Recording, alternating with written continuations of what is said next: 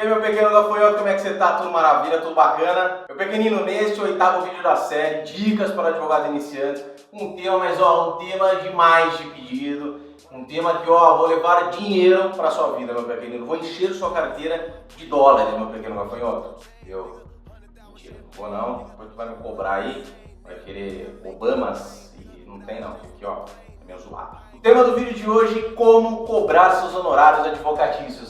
Como cobrar seus honorários advocatícios, pequenino. Você que está estudando, ainda estudante de direito, mas estou no primeiro semestre. Assista, do primeiro ao último assista, para você já se familiarizando como você vai cobrar seus honorários. Concurseiro e que advoga, ali, está estudando para concurso público advogando, saiba também, a gente sabe que vocês não têm tanta quantidade de clientes em virtude dos estudos, então tem que saber cobrar direitinho. E para você, meu querido advogado, meu pequeno gafanhoto advogado, nem se fala, né? Não tenho nem o que falar. Você tem que saber, e não só para iniciantes, hein? Então hoje, neste vídeo, eu vou lhe ensinar uma das modalidades e como cobrar seus honorários, como ter lucro com seus serviços advocatícios. Então já sabe, né? Já sabe o que tem que fazer, né? Você tem que assistir este vídeo até o fim. E também, se você ainda não é inscrito, bannerzinho, inscreva-se no canal do Direito 60 Segundos.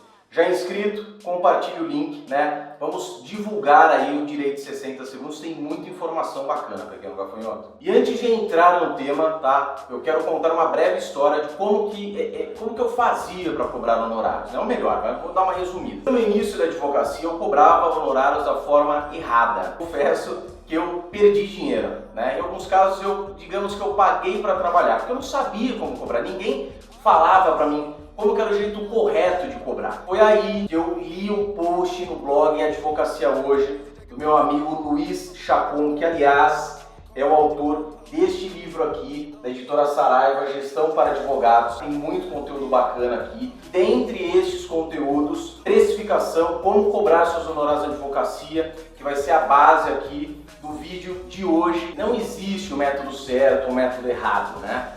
Eu vou passar para você o método que eu utilizo, que eu aprendi a utilizar, né? Que eu creio que seja uma fórmula, que nós vamos falar já, de você lucrar com o seu serviço. Os métodos mais comuns que a maioria dos advogados utilizam para a cobrança dos seus honorários são os seguintes. A tabela da OAB, o mínimo ali da tabela da OAB como referência, né? A complexidade da causa, a duração do processo, dentre outros pontos, dentre outras modalidades aí para a cobrança dos honorários. Aí vai me perguntar, né? Até que tá escondido, vai me perguntar, mas tá errado cobrar desse jeito? Não, meu pequenino, não está errado. Mas, se você não planeja essa precificação, dificilmente descobrirá se está tendo lucro ou não. Por isso, pequenino, anote esta fórmula aqui, que compõe o preço dos seus serviços advocatícios. Custos do serviço, mais as despesas geradas, mais o lucro, a lucratividade. Anotou, né, pequenino? Tira um print disso daqui, tá? E coloque no seu,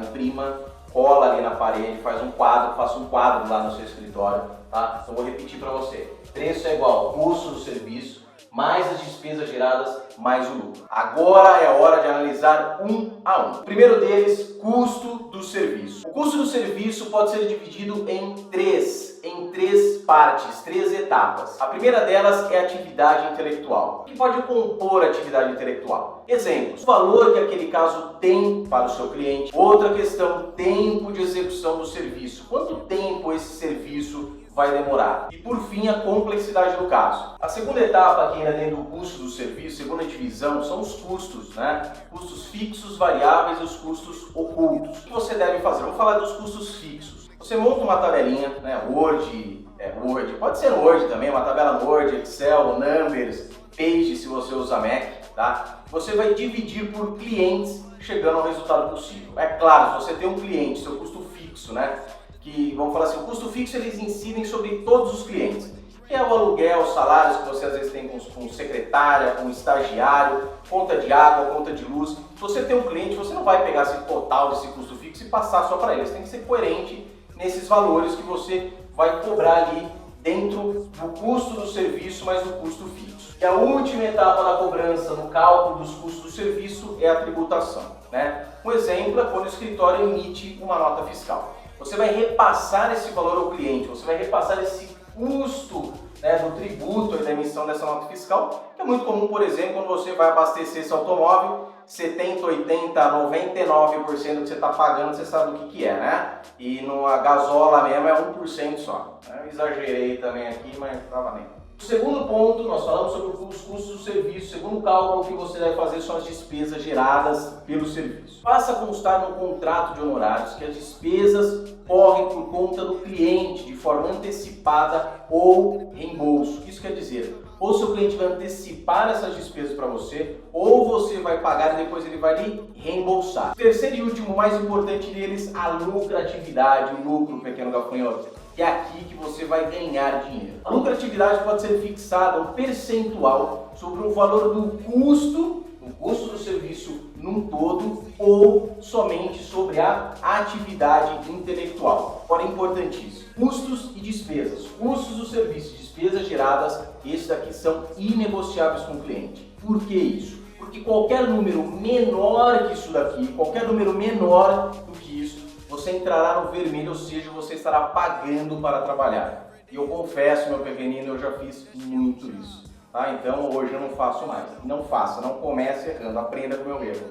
Tá certo? Isso daqui é inegociável. Já a lucratividade, o lucro aqui, ele é negociável. O exemplo que eu sempre gosto de colocar é o 30-20. O que é 30-20? Daqui a pouco você vai ouvir do 20-10, tá? Eu sou cheio dessa. Mas o 30-20, o que é? Como essa parte aqui é negociável, e você chegou lá no valor de lucro seu 30% sobre o seu trabalho intelectual, o cliente dá aquela choramingada, você também, para não perder o cliente, você cede 10%, por exemplo, 5, 1, 2, 3, sei lá quanto, 1,99, isso é você que vai decidir, mas você negocia o seu lucro aqui, né, que só você vai saber qual é o valor do seu lucro, e você, de 30%, você cobra 20% só. Né? Por quê? Porque a lucratividade, o lucro, ele é negociável. Agora, outras duas dicas importantes, os dois pontos importantes são os seguintes: a cláusula de êxito e o risco de inadimplência. A cláusula de êxito é aquela premiação prevista no contrato de honorários para o caso de êxito final da demanda. Essa cláusula é negociável, porque, digamos assim, ela entra no lucro aqui. Que esse é o meu exemplo que eu falei do 20-10, ou seja, você calcula, você sabe qual é o valor do seu lucro, você aplica 20% só sobre o seu trabalho intelectual e fala para o seu cliente: ó, se ao final ganhar essa ação para você, eu vou cobrar 10% aqui do valor, tá certo? Isso daí é o famoso 20-10. Então é 20 aqui e 10 aqui no êxito. O segundo ponto é o risco de inadimplência. Sabe aquele cliente picareta que entrou no teu escritório porque seu primo indicou, você fala: puta vida, esse daí vai me dar trabalho? Então, você tem que cobrar antes desse cliente. Ou seja, antes de começar os seus serviços, no mínimo, o cliente deve pagar o valor correspondente aos custos do serviço e das despesas geradas, tá? Deixando só para depois a lucratividade, o seu lucro. Aquilo que você cobrar de lucro, você pode deixar para depois. Por quê? Porque se ele não pagar, você não lucra, mas também você não terá prejuízo. E aqui uma dica importante nessa questão da inadimplência, né? No cliente inadimplente, no possível inadimplente, né? Faça constar no contrato desse cliente que os custos variáveis e os ocultos,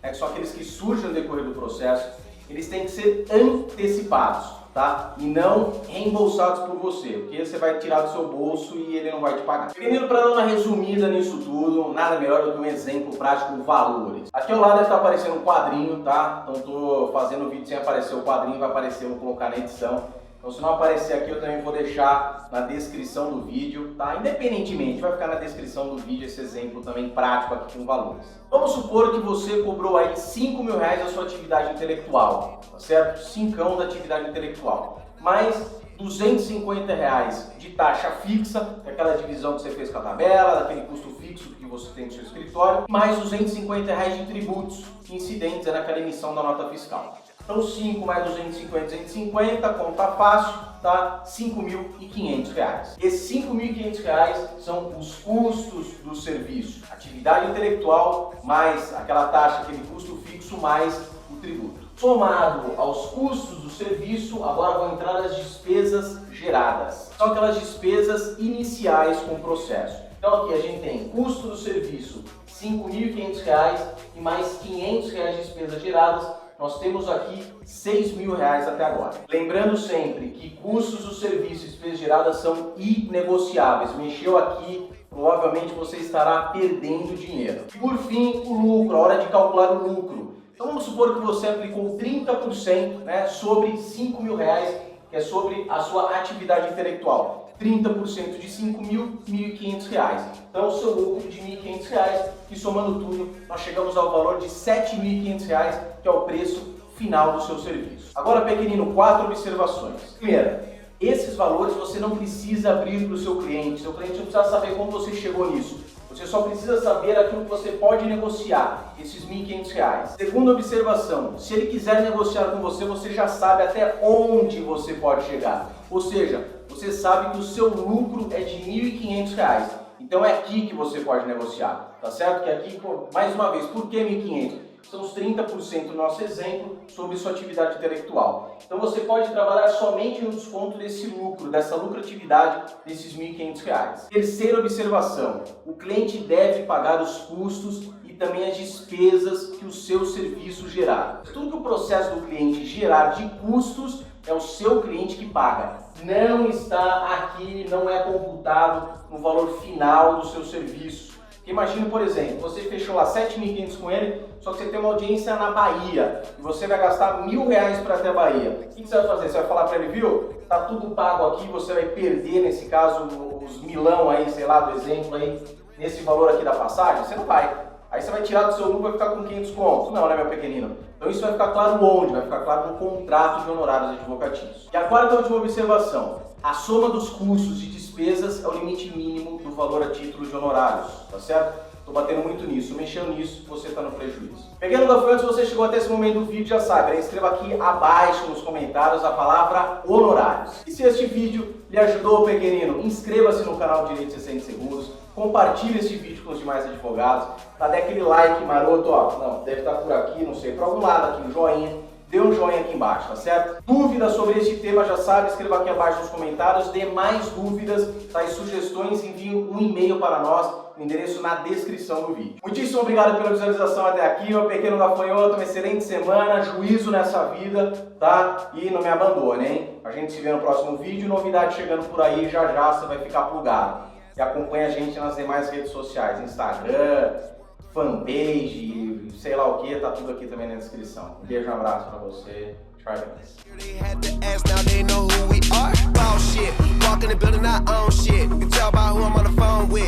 Nigga talking about grown shit. Nigga too busy jacking my swag.